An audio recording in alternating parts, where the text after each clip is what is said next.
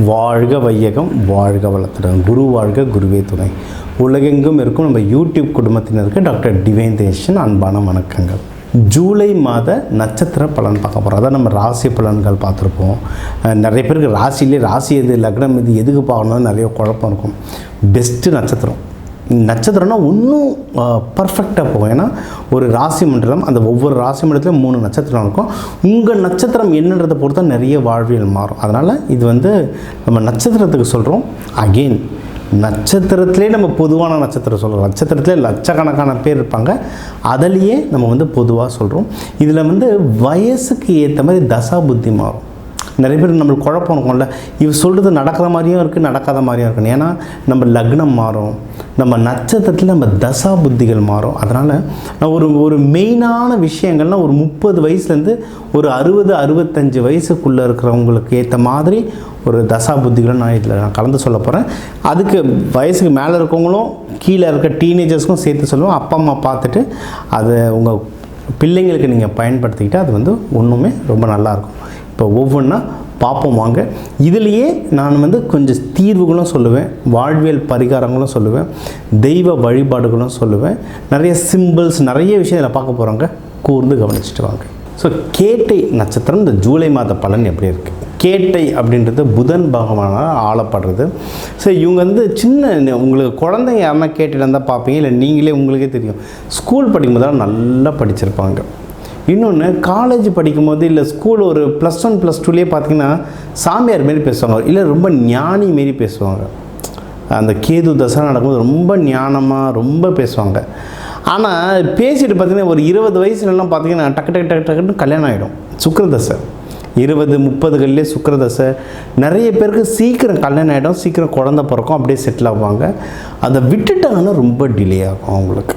ஏன்னா அந்த சுக்கிரதசை விட்டுட்டாங்கன்னா ரொம்ப டிலே ஆகும். அப்படி கரெக்டாக அந்த டைமில் கல்யாணம் ஆனவங்களுக்கு பார்த்திங்கன்னா அடுத்தடுத்து வாழ்க்கை பார்த்திங்கன்னா சுக்கிரனுக்கு அப்புறம் சூரியன் வரும். டக்குன்னு வீடு வாங்குவாங்க, எதனா ஒரு நல்ல உயர் பதவிக்கு போவாங்க, சூப்பராக செட்டில் ஆகுவாங்க. அப்படியே சந்திர தசை வரும்.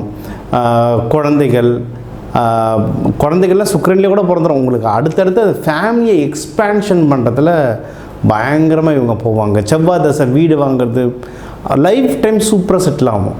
அந்த சுக்கிர தசையில் யாரெல்லாம் தடம் மாறிட்டாங்கன்னா அங்கே தான் பிரச்சனை. ஏன்னா இதில் பிறந்தவர் யாருன்னா இந்திரன்.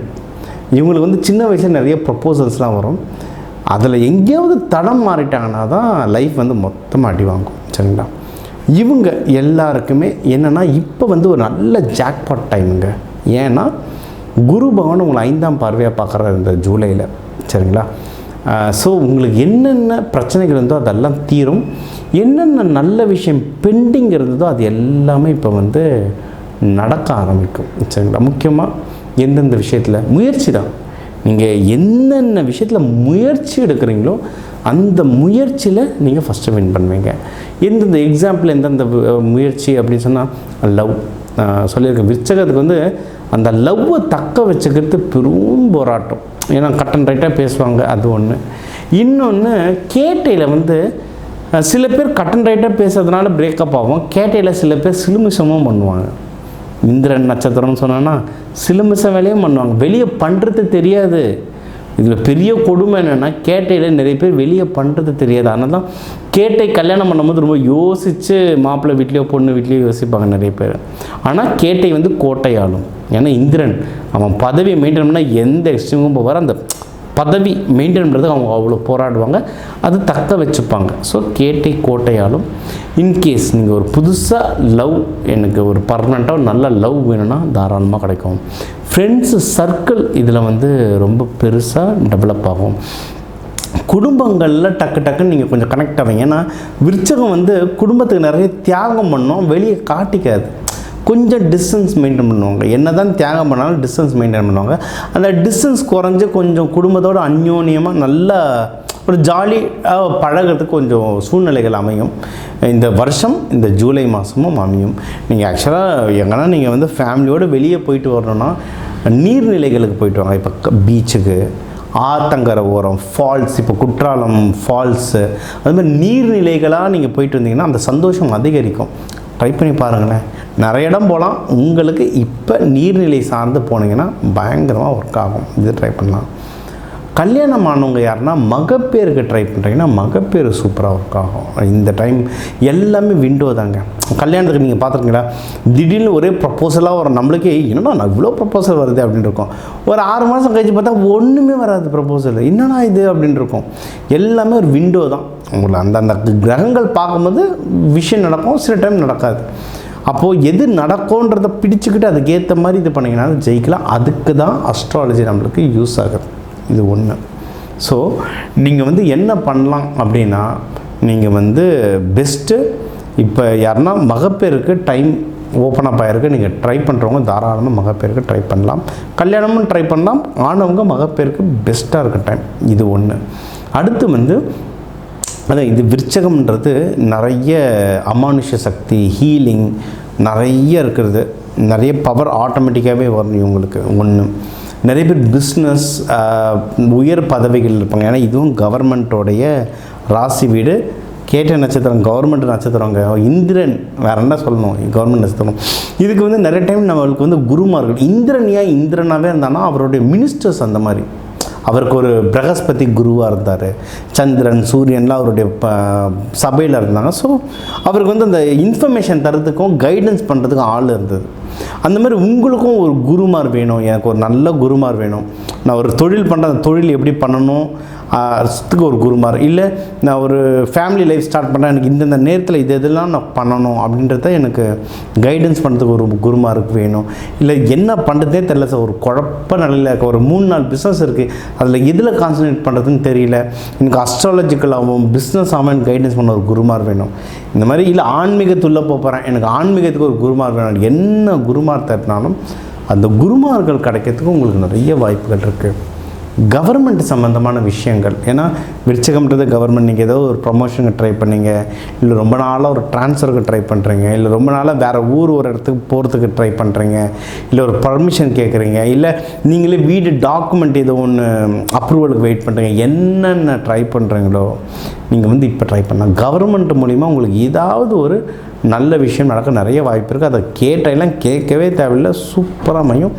எனக்கு தெரிஞ்சு ஒரு 2-3 கேட்டை பெண்கள் அவங்க அந்த சுய உதவி குழு மூலிமா நிறைய இது வாங்கியிருந்தாங்க, மானியங்கள் மாதிரி வாங்கி தொழில் தொடங்கிலாம் பண்ணிகிட்ருக்காங்க. அதெல்லாம் பார்க்கும்போது அவ்வளோ பெருமையாக இருக்கும், சூப்பராக அப்படின்ற மாதிரி இருக்கும். ஸோ இந்த மாதிரி ஆப்பர்ச்சுனிட்டிஸும் உங்களுக்கு நிறைய இருக்குது. ஸோ இந்த மாதம் உங்களுக்கு பர்சனல் ப்ரொஃபஷ்னல் ரெண்டுத்துக்குமே உங்களுக்கு சூப்பராக இருக்கும். இப்போ லவ், திருமணம், குழந்தை பேர் இதுக்கும் நல்லாயிருக்கு.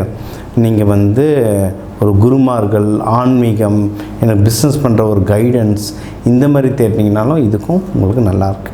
இதுக்கு வழிபட வேண்டிய தெய்வம் அப்படின்னு பார்த்தீங்கன்னா புதன். இது புதன் கிரகத்தோட்டை சேர்ந்தது. புதன்னா பெருமாள். ஸோ நீங்கள் பெருமாள் வழிபாடு ரொம்ப நல்லது. கிருஷ்ணர், பெருமாள் வழிபாடு நல்லது. இது செவ்வாய் வீடு இருக்கிறதுனால வெங்கடேச சுப்பிரமணியர்லாம் ஒரு கடவுள் இருக்குது. முருகனே சங்கு சக்கரத்தோடு இருப்பார். நம்மளுக்கு ஒரு செகண்ட் கன்ஃபியூஸ் ஆகும், இது பெருமாளா இது முருகரான்னு. முருகர் தான் சங்கு சக்கரத்தோடு இருப்பார்.